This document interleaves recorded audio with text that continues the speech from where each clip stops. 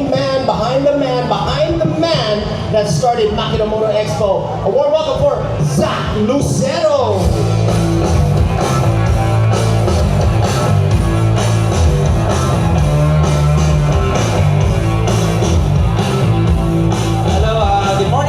Welcome very early, and I'm glad you guys are all out here. Wilson, great to see you again. It's good to see you. And yun, welcome, and nakakatuwa na nandito kayo lahat yung maaga. Alright, first of all, congratulations! 10-year anniversary. Wow. I mean, can you tell us the beginnings? How your humble beginnings, where it started? It started basically with the channel, and then we wanted to do an on-ground event. Of course, we can't, wala naman makina without Motobuilds Pilipinas. That's how it started as well. And then ito na tayo. Suzuki V-Strom 160 at the all-new Suzuki DR 160.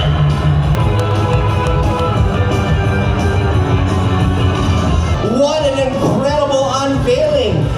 The all-new V-Strom 160 and DR 160 in the flesh, built for the real man. Price, here we go, $146,000 and $129,000 respectively. Not too shabby, right? Yes, deserves a big round of applause. Absolutely. There's the unveil, not just for the bikes, but of course, their prices. They stood out. Why do these bikes have that must-ride factor compared to the other bikes out there? Everyone, good morning, and congratulations first of all to Suzuki for lending these wonderful bikes for us. I'm Joseph Untin from Motorcycle Cinema there as well. And for me as a bike enthusiast, this has been a dream for vintage riders like me, since we all know that DR lineage are on the bigger CCs, right? DR 650, the DR's Supermoto. So we tested the bikes, the Sierra Madre, with the river crossings. We have the challenging terrains. I think the peak performance we can say is that the clutch handling is really, really good and really functional. Also, when it comes to the headlight, I guess that's the most powerful. Sobrang lakas.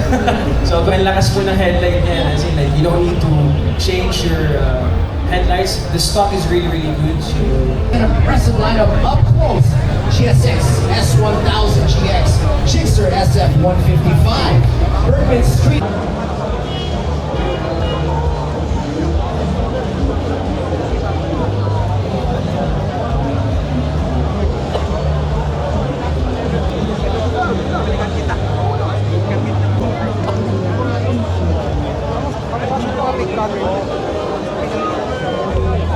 So ito na yung bagong V-Strom 160.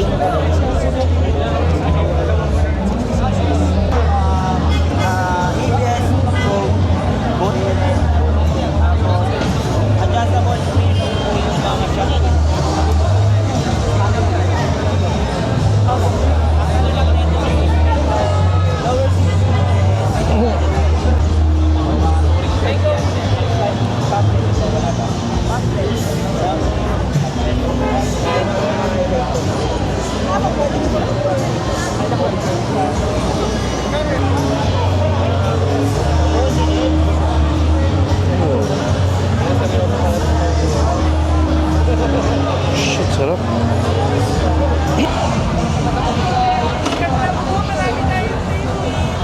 Lambot to. Sarap.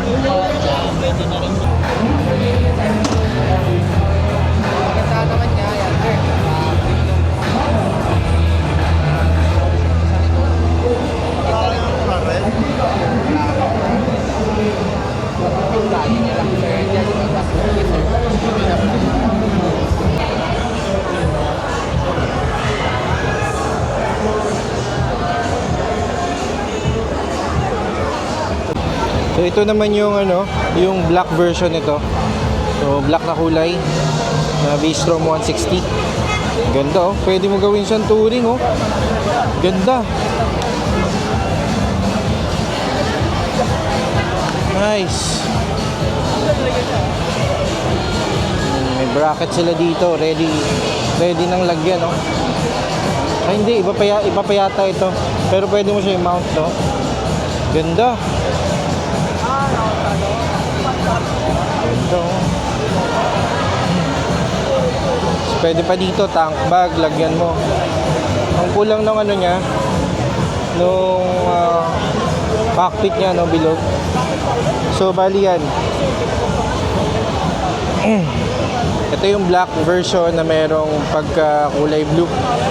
Tapos yun yung signature ng V-Strom na kulay na yung dilaw. So, yeah.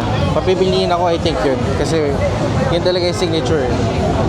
So ito peeps, papakita ko sa inyo yung V-Strom na big bike, yung 1000cc nila.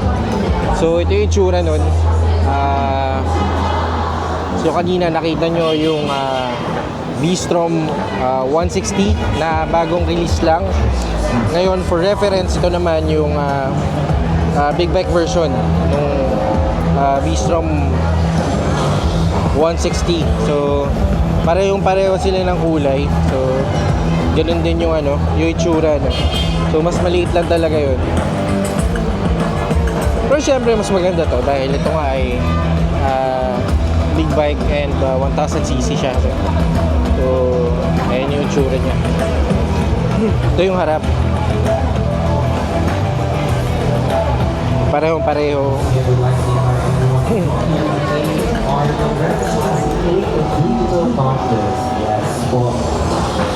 Just took a photo or video, uploaded to Ayan yung upuan niya. 30 seconds. Yung cockpit niya naman ganito. So kung napansin nyo kanina sa V-Strom, bilog yung niya, yung panel niya dito, naka-TF dito. So ayun. Ayan yung tangke, ito yung upuan. Lakas ng headlight. So ito naman yung DR160.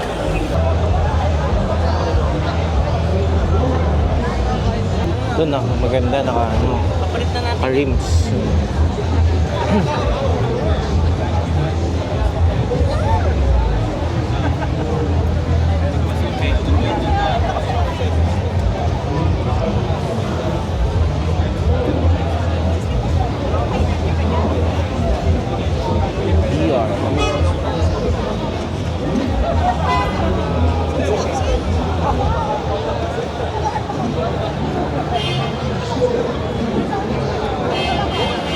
Panel niya. Then ito naman yung DR160. So dalawa yung nilabas ni Suzuki na bagong motor. So V-Strom 160 tsaka itong DR160, which is ganda rin, no? Medyo awig siya sa XRM. Taas. Ang taas, oh.